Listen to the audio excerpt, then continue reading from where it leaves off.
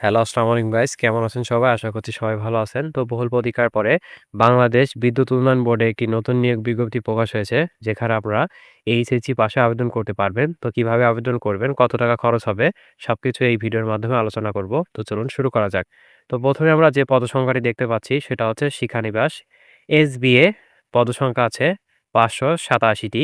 এখানে শিক্ষাগত যোগ্যতা বলেছে এইচএসসি বিজ্ঞান সমমান বিজ্ঞান। অর্থাৎ আপনাদের বিজ্ঞান শাখায় থাকতে হবে এইচএসসিতে। কোনো পরীক্ষাতে ২য় বিভাগ সমমানের সিজিপিএ নিম্নে নয়। অর্থাৎ ২য় বিভাগের নিচে থাকা যাবে না। ঠিক আছে? তো তারা আবেদন করতে পারবেন না। সো এখানে সিজিপিএ উল্লেখ করে দিয়েছে। অর্থাৎ সিজিপি যাদের ৩ পয়েন্টের তন্মধ্য তারা ১ম বিভাগে আছেন। Good luck. সিজিপিএ ২ পয়েন্ট থেকে ৩ পয়েন্টের কম। এটা বলতে বোঝাচ্ছে এটা হচ্ছে ২য় বিভাগ। আর ২ পয়েন্টের নিচে যারা আছেন তো তারা হচ্ছে আবেদন করতে পারবেন না। ঠিক আছে? তো এখানে আছে শারীরিক যোগ্যতা যা আপনাদের লাগবে সেটা হচ্ছে অবশ্যই সুস্বাস্থ্যের অধিকারী হতে হবে। কঠোর পরিশ্রম ও বৈদ্যুতিক খুঁটি ও স্থাপন কাঠামোর সক্ষমতা থাকতে হবে। কাজের মাধ্যমে শিক্ষণ এর আগ্রহ সক্ষমতা থাকতে হবে।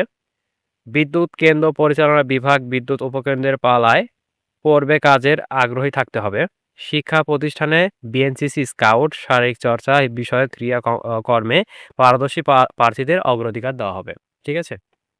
তো তারপরে যে শর্তাবলী দেওয়া আছে তা হচ্ছে নির্বাচনী প্রার্থীগণ ১ম বছরের জন্য শিক্ষানিবাস এসবিএ হিসেবে প্রশিক্ষণে অংশগ্রহণ করবেন। প্রশিক্ষণ চলাকালীন প্রার্থীগণ হিসেবে তারা নির্ধারিত হারে প্রশিক্ষণ ভাতা পাবেন। অর্থাৎ যারা প্রশিক্ষণ যখন প্রশিক্ষণ আরকি ট্রেনিং চলবে তখন আপনারা প্রশিক্ষণ ভাতা পাবেন। ঠিক আছে?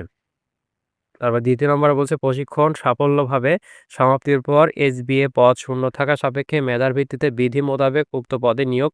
ভবিষ্যতে এসবিএ পদ শূন্য হওয়ার সাপেক্ষে মেধা ও প্রচলিত বিধি অনুযায়ী কার্যক্রমে নিয়োগ বিবেচিত হবেন। অর্থাৎ আপনাদের ট্রেনিং শেষে এসবিএ যে পদটি আছে আরকি, এই পদে যখন পদসংখ্যা শূন্য হবে অর্থাৎ যারা অগ্রিম আগে চাকরি করেছে, যারা রিটায়ার্ড নিবে, তো তারপরে আস্তে, আস্তে সবাইকে নিয়োগ দেওয়া হবে। ঠিক আছে? তো এটা নিয়ে দুশ্চিন্তার কিছু নেই।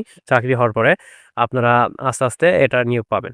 ঠিক আছে? তারপর ৩ নাম্বার বলেছে ভবিষ্যতে এসবি এর পদ শূন্য হওয়ার সাপেক্ষে মেধা প্রচলিত বিধি অনুযায়ী পর্যায়ক্রমে নিয়োগ বিবেচিত হবে। যেটা বললাম আরকি। তারপর আছে বর্ধিত পদের জন্য বয়সসীমা ১/৮/২০২৬ তারিখ অর্থাৎ ১৮ থেকে ৩২ বছরের মধ্যে হতে হবে। তাহলে আবেদন করতে পারবেন। তারপর ৫ নম্বর বলছে সরকারি, আধা সরকারি, স্বায়ত্তশাসিত প্রতিষ্ঠানের চাকরিতে প্রার্থীগণ অবশ্যই যথাযথ কর্তৃপক্ষের অনুমোদন গ্রহণ পূর্বে আবেদন করতে পারবেন।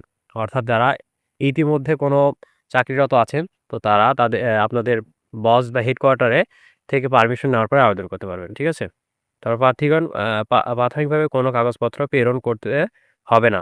লিখিত পরীক্ষা উত্তীর্ণ প্রার্থীদের ব্যবহারিক প্রযোজ্য ক্ষেত্রে ও মৌখিক পরীক্ষার জন্য ডাকা হবে। উক্ত সময় আবেদনের উল্লিখিত তথ্যাদি সমর্থনে প্রয়োজনীয় কাগজপাতি মূল কপি ১ম এক সেট সত্যায়িত কপি দাখিল করতে হবে। ১ম এ ১ সেট সত্যায়িত দাখিল করতে হবে কাগজপত্র যা আছে আপনার শিক্ষানিবাস বা আপনার পরিচয়পত্র যা লাগে এগুলো ১ম এ ১ সেট লাগবে আরকি সত্যায়িত, হ্যাঁ?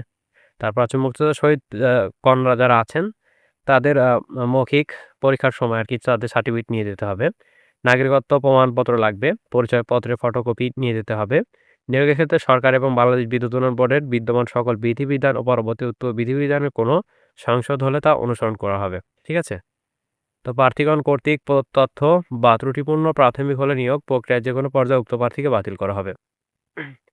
অত্রুটি বা বাতিল করা বলতে যারা কোনো দালাল চক্র বা কোনো কিছুতে অত্রুটি আছে বা ভয়ভীতি আছে তাদের আরকি বাতিল করা হবে। ঠিক আছে? তো তারপরে আমরা এখন দেখব আবেদন শুরু কবে, শেষ কবে।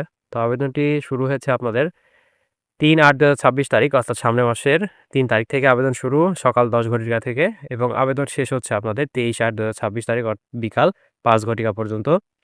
তো সবাই ৩ তারিখে সবাই আবেদন করে ফেলবেন। এটাতে অতি দ্রুত আবেদন করাই ভালো হবে। আমি সাজেস্ট করব আরকি। তারপর আপনাদের অনলাইন আবেদন প্রার্থীদের ক্ষেত্রে স্বাক্ষর হতে হবে ৩০০x৮০ পিক্সেলের রঙিন ছবি এবং ৩০০x৩০০ পিক্সেলের স্ক্যান করে নির্ধারিত আপলোড করতে হবে। ছবির সাইজ সর্বোচ্চ ১০০ কেবি, স্বাক্ষরের সাইজ ৬০ কেবি হতে হবে। ঠিক আছে? তো এটা কম্পিউটারের দোকানে গেলে আপনাদের করে দিবে। এটা নিয়ে কোনো ফ্যাক্ট না। ঠিক আছে? এখন আপনাদের দেখব কত টাকা খরচ হবে।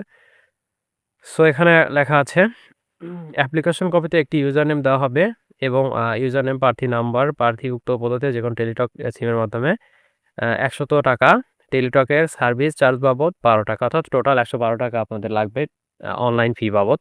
টেলিটক ফি এবং তাদের অনলাইন সার্ভিস ৳১০০ সুতরাং ৳১১২ আর যারা আপনাদের এখানে বলা আছে, যারা ক্ষুদ্র নিগোষ্ঠী ও শারীরিক প্রতিবন্ধী তৃতীয় লিঙ্গের অধিকারী তাদের ফি বাবদ ৳৫০ ও টেলিটক ফি বাবদ ৳৬ অর্থাৎ ৳৫৬ লাগবে। যারা ক্ষুদ্র নিগোষ্ঠী বা বাক প্রতিবন্ধী বা হচ্ছে যারা এখানে আছে বিভিন্ন ক্ষুদ্র নিগোষ্ঠীদের জন্য এটা হচ্ছে ফি বাবদ। এটা কিন্তু সাধারণ প্রার্থীদের জন্য না। এটা মাথায় রাখবেন।